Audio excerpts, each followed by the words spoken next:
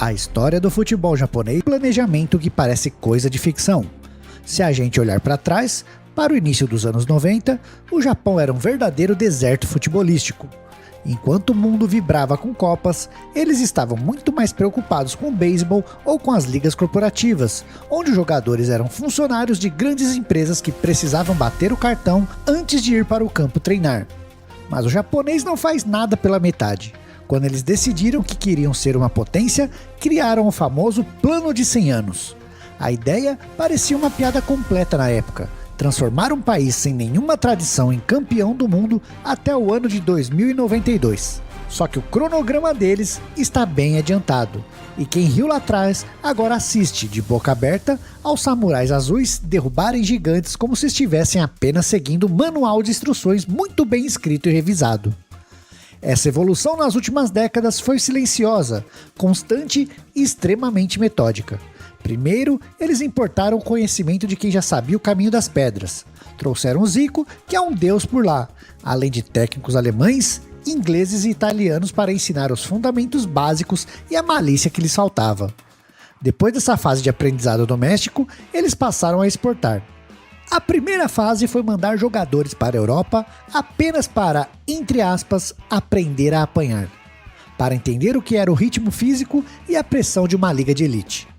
Hoje, a realidade é completamente outra. O jogador japonês não vai mais para o velho continente para ser um simples aluno sentado na primeira fileira. Ele vai para ser o protagonista. Ver o que Kaoru Mitoma faz semanalmente na Premier League ou que Takefusa Kubo opera na La Liga é entender que a técnica deles atingiu um nível de refinamento que poucas seleções no mundo conseguem replicar atualmente. Eles conseguiram a proeza de unir a disciplina tática quase robótica de antigamente com uma criatividade e coragem no 1 contra 1 que ninguém esperava ver tão cedo. O mundo tomou o maior susto da história recentemente, durante a Copa de 2022 no Catar. Aquelas vitórias épicas contra a Alemanha e para quem não estava prestando a devida atenção. O Japão desenvolveu uma capacidade impressionante de sofrer o jogo sem se desesperar. Eles podem passar 70 minutos sendo pressionados dentro da própria área, mas mantêm as linhas tão coordenadas que o adversário acaba se cansando de bater em um muro de borracha que não racha. E aí, quando o cansaço bate no gigante, o Japão golpeia de forma letal. É uma transição defensiva-ofensiva que parece coreografada. O amistoso de 2023, quando meteram 4-1 na Alemanha dentro da casa deles, foi o golpe de misericórdia na narrativa de que o Japão era apenas um time esforçado e corredor. Ali, eles provaram por A mais B que são melhores tecnicamente e muito mais inteligentes taticamente do que muitas seleções tradicionais que ostentam estrelas no peito. É engraçado porque quando a gente pensa em Japão e futebol, a primeira imagem que vem à cabeça de muita gente da nossa geração são os desenhos animados. Mas a vida real é um pouco diferente. A seleção atual não tem nenhum jogador overpower que vai atravessar o campo inteiro, subir 7 metros de altura e resolver tudo sozinho com um chute de trivela que faz a bola virar um furacão, como o Oliver Tsubasa fazia em Super Campeões. Na verdade, eles entenderam que o futebol moderno não se ganha com superpoderes individuais, mas com uma engrenagem coletiva perfeita. Em vez de um capitão fictício que corre 10 km em um campo que parece ter uma ladeira, o Japão conta com a genialidade real de nomes como Kaoru Mitoma, a visão de jogo absurda de Takefusa Kubo e a liderança silenciosa, mas feroz, de Wataru Endo no coração do meio-campo. Eles trocaram a fantasia do chute do tigre pela precisão cirúrgica de um sistema que não perdoa erros. Os pontos fortes dessa seleção atual são assustadores justamente porque não depende de um único salvador da pátria. É claro que o Mitoma é um gênio do drible, capaz de deixar qualquer lateral de elite sentado no chão, e que Kubo tem uma facilidade de achar passes onde ninguém mais vê. Mas a verdadeira força deles é o conjunto da obra. Eles jogam em uma compactação tamanha que não deixam espaços entre as linhas para o adversário respirar. Se você tenta entrar pelo meio, encontra um bloco de ferro liderado por jogadores que não têm medo de contato físico. Se tentar ir pelas pontas, eles têm laterais e alas que correm os 90 minutos sem demonstrar sinal de fadiga. Além disso, a versatilidade tática do técnico Hajime Moriyasu é um diferencial competitivo enorme. Ele consegue mudar o esquema de 3 zagueiros para uma linha de 4 no meio do jogo, sem que os jogadores fiquem perdidos ou precisem de uma palestra no vestiário. Eles sabem exatamente o que fazer em cada centímetro do gramado. Os destaques desse time mostram o quão globalizado e respeitado o futebol japonês se tornou no mercado internacional. Temos Ion Suzuki no gol, um goleiro moderno com uma envergadura que impõe respeito e uma saída de bola que deixaria muito meia de criação com inveja. Na defesa, nomes como Ko Itakura e Hiroki Ito trazem a experiência de enfrentar os melhores atacantes do planeta toda semana na Bundesliga. No meio, a inteligência tática de Hidemasa Morita e o vigor físico de Endo dão a sustentação necessária para que os talentos da frente possam brilhar sem preocupações defensivas exageradas. No ataque, além da dupla dinâmica Mitoma e Kubo, temos peças como Hitsu Doan, que também já provou ser um jogador de jogos grandes, aquele cara que aparece exatamente quando a pressão está no limite. É um time equilibrado, relativamente jovem e, acima de tudo, extremamente confiante no próprio potencial. Para esta Copa do Mundo de 2026, o Japão chega com uma aura completamente diferente de 4 anos atrás. Nas eliminatórias asiáticas, eles foram absolutamente impiedosos. Não houve aquela dificuldade de antigamente contra as seleções menores.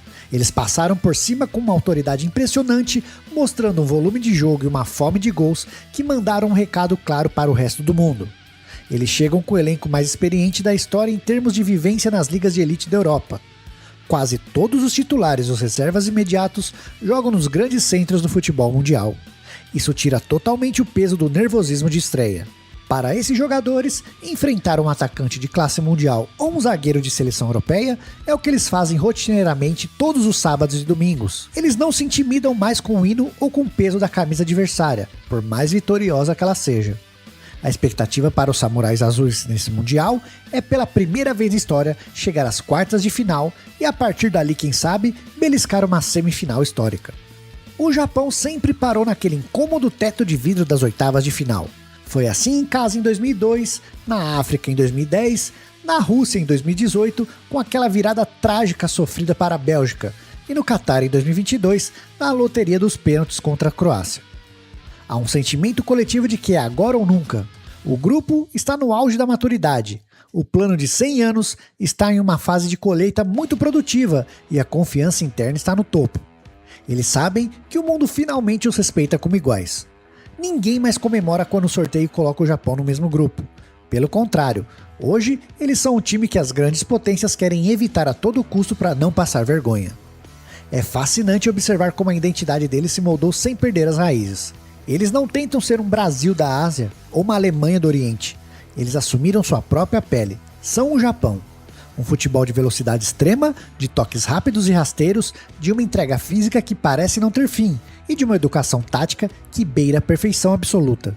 Eles aprenderam que o futebol de alto nível se ganha nos detalhes mínimos, na cobertura que ninguém nota na televisão, no drible curto que quebra a primeira linha de pressão e na frieza de decidir o jogo em uma única bola roubada. A seleção japonesa não é mais uma promessa romântica para o futuro. É uma realidade tática duríssima que está pronta para chocar o planeta novamente. O clima dentro do arquipélago japonês também mudou drasticamente. Se antes o futebol dividia atenção com outros esportes tradicionais, hoje a febre é total e absoluta. As crianças cresceram vendo seus ídolos brilhando na Champions League e agora querem repetir esses feitos com a icônica camisa azul. Essa renovação constante, com jogadores saindo da base japonesa e indo direto para times de médio e grande porte da Europa, criou um fluxo de talento que não para de jorrar. O banco de reservas do Japão hoje tem qualidade técnica para ser titular em muitas seleções médias da Europa e da América do Sul.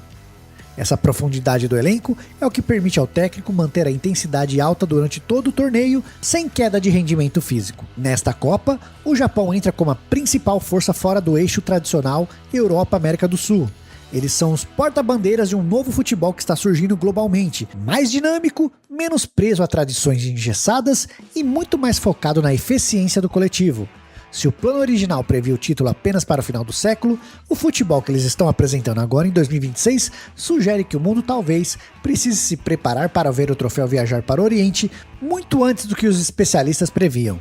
Eles têm a técnica, têm a tática, têm os craques e, acima de tudo, têm a paciência de quem sabe que o topo da montanha se alcança um passo firme de cada vez.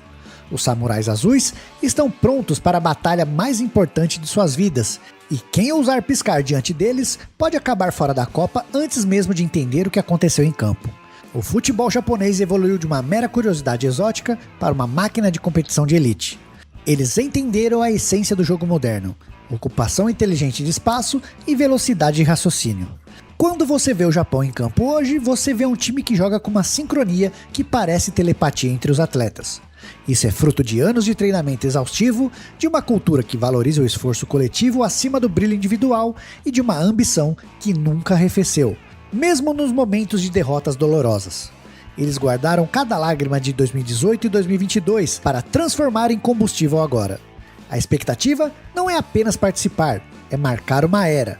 E sinceramente, pelo que eles têm mostrado contra os gigantes do futebol mundial, ninguém mais tem o direito de duvidar que o Japão pode sim chegar ao topo do mundo. A jornada dos samurais é uma lição de planejamento, humildade e resiliência. E o capítulo que eles estão prestes a escrever nessa Copa do Mundo promete ser o mais glorioso de todos até aqui. O sol nascente está mais alto do que nunca no horizonte do futebol. E a luz que ele projeta sobre o campo é de um azul vibrante que promete ofuscar quem não estiver preparado para o seu brilho. É o tempo do Japão, e o mundo do futebol terá que aprender a respeitar essa nova ordem se quiser sobreviver ao seu ataque veloz e sua defesa que parece impenetrável. Eles não precisam de superpoderes de desenho animado, porque a realidade que construíram é muito mais impressionante que qualquer ficção.